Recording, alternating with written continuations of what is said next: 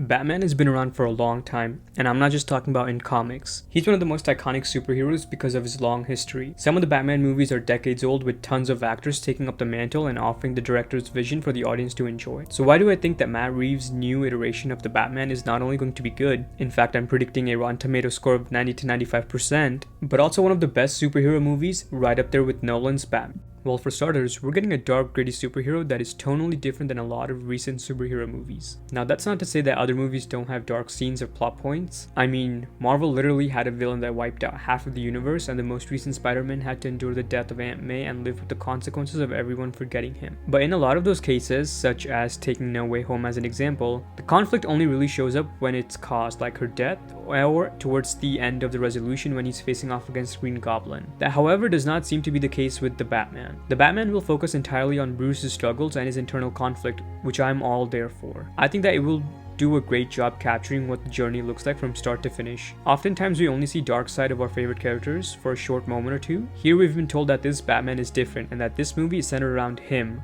not the villain.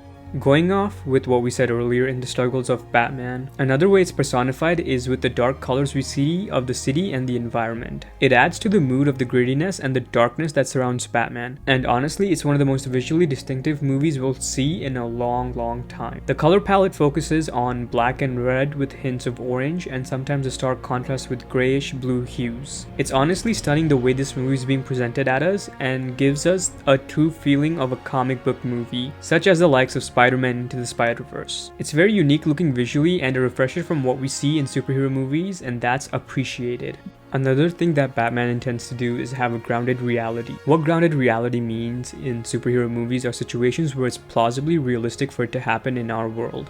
While they are still superhero movies, thus putting them in the realm of fiction, I believe that there are two ends of the spectrum. Using examples on one end, we have the MCU where the villain was a space alien that wanted mystical stones to snap his fingers and remove half the people in existence. Or another case where a wizard causes a ripple in the time-space and opens a portal into many universes and causes villains from different timelines to show up. And there is nothing wrong with storylines that delve deep into fantastical elements, but Batman aims to shake that up with the recent formula by giving us a villain that used to be just another citizen of Gotham City. I think it's brilliant to have something different than what is being put out with the MCU and even in some cases the DCEU movies, and having something grounded in reality just helps with its gritty looks and originality. Finally, I think the biggest reason why this movie will be successful is because of the director and visionary Matt Reeves. I've only seen 3 other Matt Reeves movies, which are Cloverfield, Dawn of the Planet of the Apes, and War of the Planet of the Apes. These 3 movies were directed by him and they are one of my favorite movies of all time. Cloverfield takes the subject of an alien invasion mixed with found footage genre and does an amazing job making it feel realistic and grounded, something which the Batman has been said to do. You truly feel like you're in a world when you're watching Cloverfield. The Planet of the Apes movies dealt with character development,